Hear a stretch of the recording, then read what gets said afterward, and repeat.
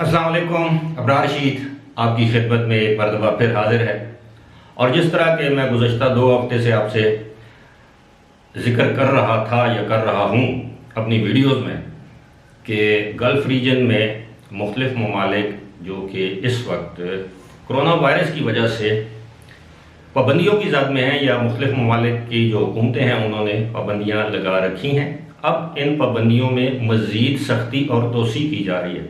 सबसे पहले तो अगर आपको याद हो, हाल ही में मैंने आपको बताया था और वो लोग जो ओमान में मुकीम हैं उनको मालूम है कि वहाँ पर रात का कर्फ्यू हो लग चुका है, रात 8 से सुबह 5 बजे तक। और अब ताज़ा तरीन इतलात ये हैं कि कुवैत ने अनाउंस किया है कि वो इतवार के दिन से यानी आज से 3 दिन के बाद अप्रैल के 8 तारीख तक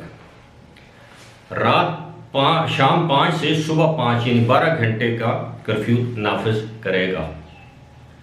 जी हाँ, ये 12 घंटे का कर्फ्यू होगा। इस दौरान तमाम जो कारोबारी सरगर्मियां हैं वो बंद कर दी जाएंगी सिवाय हॉस्पिटल के और फार्मेसीज़ के। और इस कर्फ्यू का ऐलान इसलिए किया गया है कि यकदम कुवैत में जो कोविड-19 के जो केसेस हैं उनकी तादाद में इजाफा होना शुरू हो चुका है।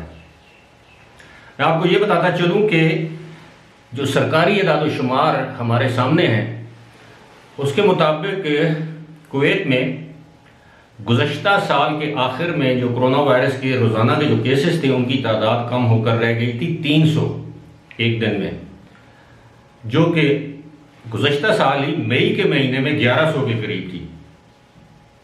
और अब कुवैत में जो रोज़ाना केसेस की जो तादाद है यानी गुज़श्ता रोज़ जो केसेस की तादाद थी वो बढ़कर हो गई थी 1716 यानी 1716 केसेस यानी 1716 केसेस। तो इस तरह बढ़ते हुए केसेस जाहिर है कुवैत की हुकूमत के लिए एक परेशानी का बायस है, क्योंकि कुवैत एक बड़ा मुल्क नहीं है आबादी के लिहाज से, ना ही रकबे के लिहाज से। तो लिहाजा ये उनके लिए परेशान कुन बात थी। इसलिए उन्होंने अब दीगर पाबंदियों के बाद, उनको आजमाने के बाद अब रात भर के, बल्कि आप ये समझिए कि शाम से लेकर अगली सुबह तक 12 घंटे के कर्फ्यू का ऐलान कर दिया है।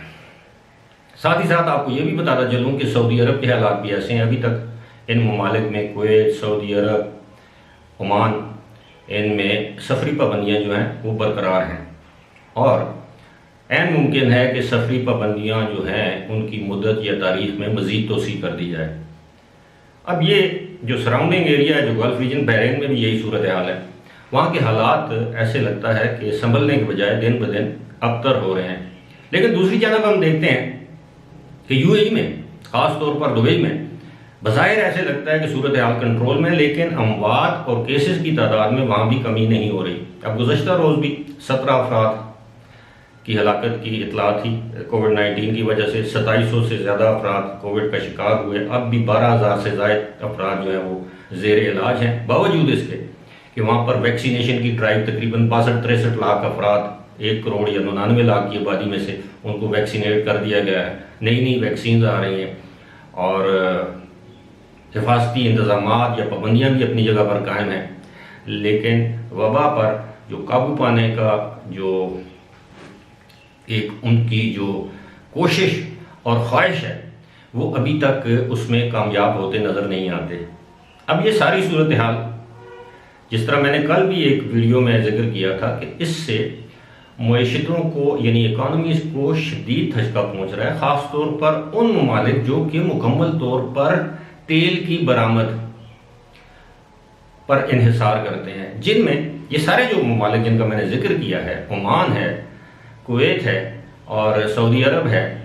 ये सारे इनकी जो इन्वेस्टमेंट भी है वो तेल में है, ऑयल प्रोडक्ट्स में है, सिवाय यूएई के जहाँ पर वैसे भी इन्वेस्टमेंट है। दुनिया के बहुत सारे जो मल्टीनेशनल्स हैं उनके हेडक्वार्टर्स वहाँ पर हैं, वहाँ पर रियल स्टेट में इन्वेस्टमेंट है। अब वहाँ की हुकूमत ने सिटीजनशिप अनाउंस कर दी है, वहाँ की गवर्नमेंट ने फ्री होल्ड यानी 100% फॉरेनर्स को इन्वेस्टमेंट ओन करने की इजाज़त दे दी है। वहाँ के कवानीन नरम किए जा रहे हैं, दिन ब दिन वहाँ के कवानीन जो हैं वो यूरोपीय लोगों के लिए उनको पुरकशिश बनाया जा रहा है।